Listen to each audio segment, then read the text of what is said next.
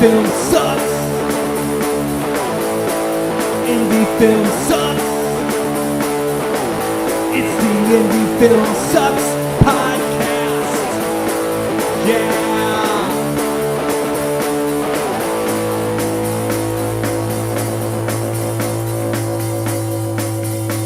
Coming at you from the mean streets of St. Louis, from a basement on South Broadway, the Indie Film Sucks podcast. Okay, Here we go. once again, Hey everybody, how you doing? I'm Brock, I'm Chris. and we're part of the 88mm production team here. We're missing somebody again. Chris Macke out on assignment, working hard to further our indie film purposes. Yeah, he's a go-getter, man. He really is. Yeah. So now what, Chris? Let's talk about what we saw not that long ago. What's that? Wyatt Weed and Gail Gallagher's film, The Oh. Dark at the Top of the Stairs. Let's dig into that for a few minutes here. So we just went to see that at the High Point, Yes. where Red Night at Skies will be shown on November 25th. Get your tickets. But yeah, Dark at the Top of the Stairs. And we had Wyatt on here talking about his film, Dark at the Top of the Stairs, and how he made it during COVID. Yes. And we finally got to see it. And I got to be honest, Chris, I was actually blown away by what he did. I could not believe what he did. I know he's a talented dude, and Gail, she's a rock star too. Well, here's the thing. Gail had never shot anything before. No, I was going to get to that. Yeah. Yeah. So Gail and Wyatt are husband and wife, and during COVID, they were not able to shoot some of the things they wanted to shoot because everything was shut down, obviously. So Wyatt decided to make a haunted house film in his house, which is kind of spooky, really. Yeah. And it's a 150-year-old house, I believe you said. 130. 130-year-old home. And he and Gail decided to make a movie just with the two of them. Making A feature film.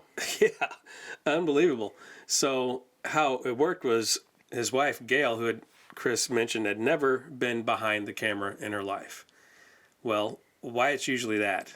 But Gail is not an actress, at least that I know of. Wyatt, he is definitely an actor, a director, writer. He does all kinds of stuff too. And Gail is usually behind the scenes producing everything that they do, which is actually a lot more work than just directing or writing, as we all know. Yeah, that's what makes the movie go. It's the producer. That's right. So Wyatt decided to be the lead actor in his movie, a one-man show, right?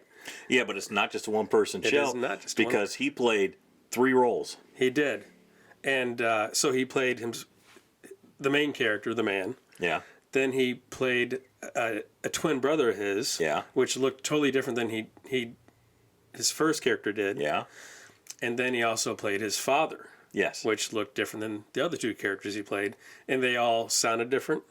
They acted different. Wyatt really pulled it off. He did. In fact, my wife, when she was there at the screening with me, she saw it and she didn't quite know that Wyatt didn't really have a twin brother. Nice.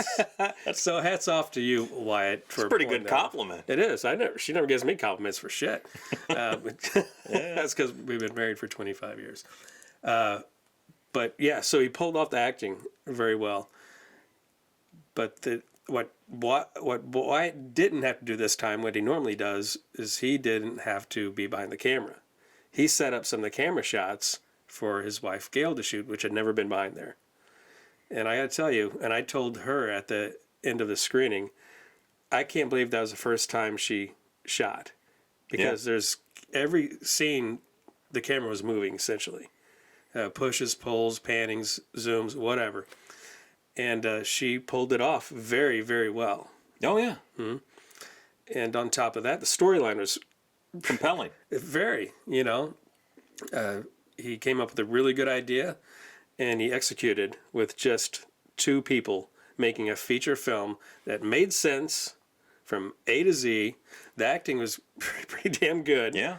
The camera work was great. The sound was great. Hats off to you, man. I can't say more than that about it. You can elaborate some more on it because there's lots of little stuff in there, like the movie Within.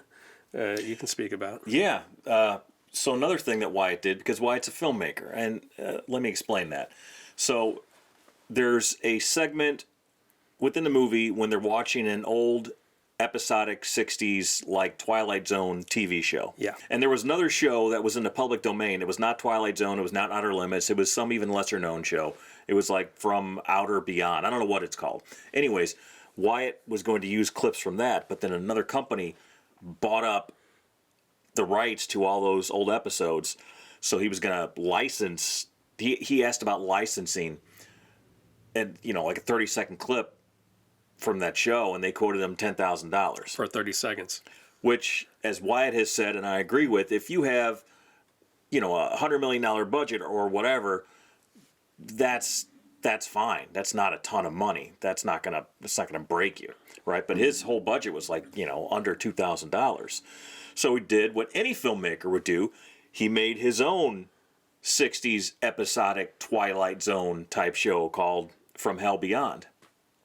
And also, like any true filmmaker, any true independent filmmaker would do, and I told Wyatt this much, I said, of course, man, you couldn't just shoot the clips for the show. You had to make an entire short film that you pulled the clips from, which is what he did, because that's what you do if you're a true independent filmmaker. And it's like, well, I'm already halfway to a short now. I might as well just finish the whole damn thing. And it was awesome. That showed before the movie, and I loved it. He even had 60s commercials, like actual commercials from the 60s in there. Forgot about that. It was great, man. It was a great experience all the way around. I can't give any higher praise than that. I mean, it was just a fun night, fun movie, fun experience, fun short film. And the fact they did it with zero money and zero crew, and there was a handful of other people in the cast that were only in the film briefly. It just a hell of a lot of work. Yeah, they were in the film briefly just after COVID let up. He could start filming again when he had to shoot that From Hell Beyond. That's the only time he had more than just he and Gail. Well, they had a doctor. And they had... at the beginning. Yes, they shot that after. Yeah. They shot all the... That was afterwards. Yeah. But still, just a great experiment that worked. It worked well. Yeah, my hat's off to him. And we'll have him on again, and we'll also let you know where you can see that when it becomes public. Yeah. Because I'm sure he's going to make it public somewhere in the near future. You'll enjoy it. You'll be really surprised. If he gets it through the distribution waters. Yeah, he'll probably be going through the same thing we're going to be going through pretty soon. Yeah. Actually, right now, we're going through it right now. That's what we're swimming in. And, here's the question that, I guess it's a rhetorical question. Even if your distributor is honest, how do you make money at this game? It is rhetorical because I don't know if anyone has a real answer, except for if it hits, it hits, right? If they are honest, you both will make money, right? True. So we've been looking into other distributors, right? And we're looking at their catalogs and all the movies that they have already. And a lot of the movies you and I have spoke about, we've never seen before or heard before. The posters look good. The trailers look good. And we've never heard of them. Some of them are kind of new, but it's because independent films are kind of hard to find unless they become mainstream somehow. Yeah. But the thing is, like I was asking you earlier, is there's got to be money made somewhere on these independent films, right? Because these distributors have to make money. They have offices. They have websites. Some of them have been in the business a long, long, long time. And they're not ready to go out of business. So they're finding ways to make money with these, Chris. We just don't know exactly how, right? So our question to the distributors should be, how are you staying in business? I've never seen these films before, but you're obviously still in business, so you are making money. How are you making money for yourself and your films? So once they can answer those questions, I'll be a little bit more relaxed if they can fairly answer those in like a short answer too. I don't know if we're going to get a straight answer. We're going to find out. Because, honest to God, who's watching these films? I mean, we're filmmakers, and I watch some indie films, but there are just so many movies that I have never heard of, and I don't even have enough time to sit down and watch movie after movie after movie that I've never heard of, right? Because time is a precious commodity that a lot of us at a certain point in life don't have a whole lot of. So it's like, how do you dedicate all this time to watch these movies you've never heard of? Well, most of them aren't in the mainstream, like I said earlier, but there is a large number of people, and that is their thing, is independent films. They're not necessarily anti-Hollywood, but they really like the nitty-gritty stuff. They like the imperfect viewing. You know what I mean? It's not all polished. It's not all perfect. And they're making money. So you reference Blue Ruin quite a bit. I do. And I have never heard of it till you told me to go watch it. I'm not sure how you got to see it. How did you know about it? I think it was our old cinematographer on 35 Days, Ben Vogel. It was, and I remember. He saw Blue Ruin. He's like, Chris, you got to watch this movie. I'm like, okay. And I was blown away by it, and I told Brock to watch it. Told Macke to watch it. Macke still has not watched Blue Ruin. He's always on assignment, though. So he is. He is. Maybe that's what he's doing. Well, so, like, Blue Ruin wasn't in the mainstream. No. It still isn't. It's a damn good movie. You should see it. But somehow it gained traction without being in the mainstream, right? Well, I think it was a $250,000 budget, and I think it might have played at Cannes. So Well, that may have helped. that would help a little bit. But it only had one named actor in it, right? One larger name. There's a couple of minor. I mean, Right. there are no big names in the film. Right. Okay. I mean, there are a few kind of lesser known names, but yeah.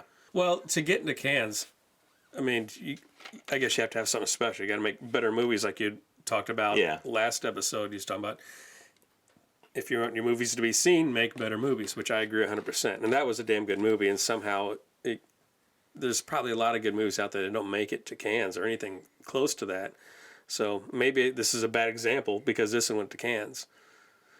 I don't know. But still, even though it did, I still didn't see it in theaters. I didn't see it pop up on any of my platforms. No. I didn't see it any DVDs of it for sale because this is 8 years ago now, right? Something like 10 that. years ago. 10 years ago. It's 2013. Okay, yeah. So wow, 10 years ago, and I don't know. Some people are watching them, and then word of mouth gets out. When good movies are made, they get out. Yeah. So I guess we just got to make sure we make good fucking movies. Well, that's sort of the baseline, yeah. Yeah.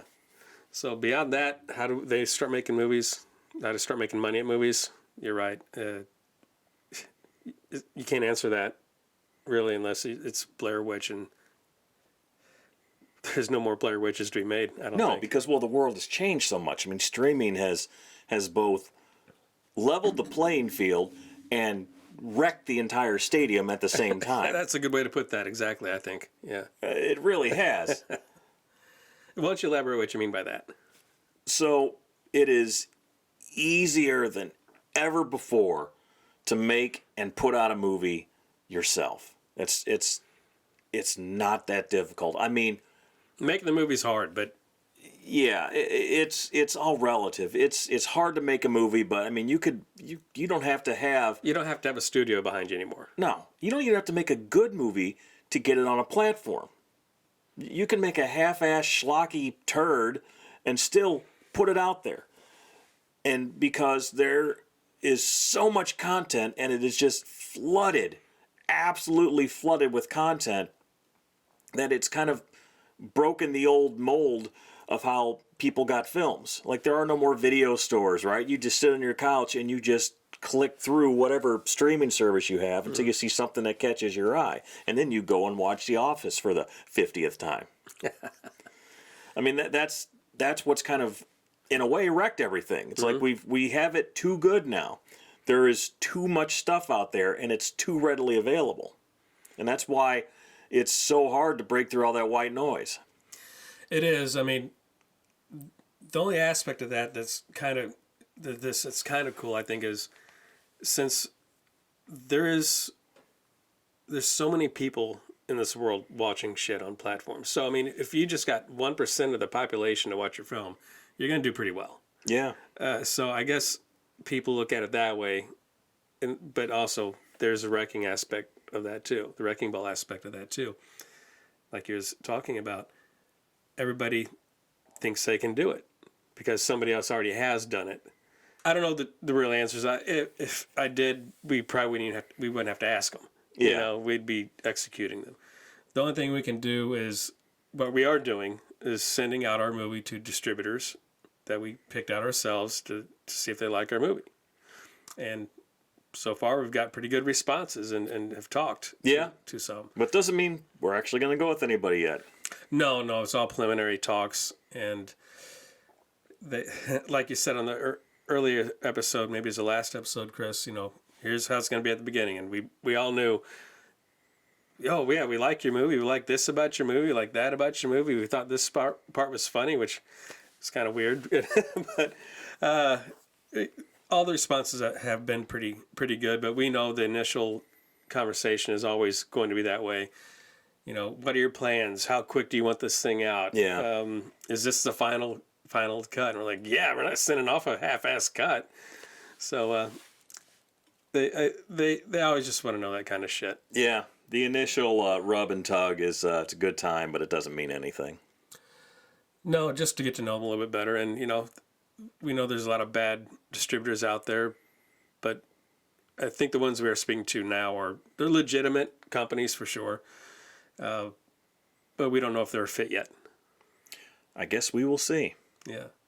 But in the meantime, what we're going to talk about? Tell me, Chris. Well, we always talk about the highs, the lows, and the in-betweens of true independent filmmaking. Go Blues. On the Indie Film Sucks podcast, brought to you by 88mm Productions. It's out there. You can find it. I think everyone's found it. Who's going to find it? I don't know. Whatever. Anyways, see you next time. Indie film sucks. Indie film sucks. It's the Indie film sucks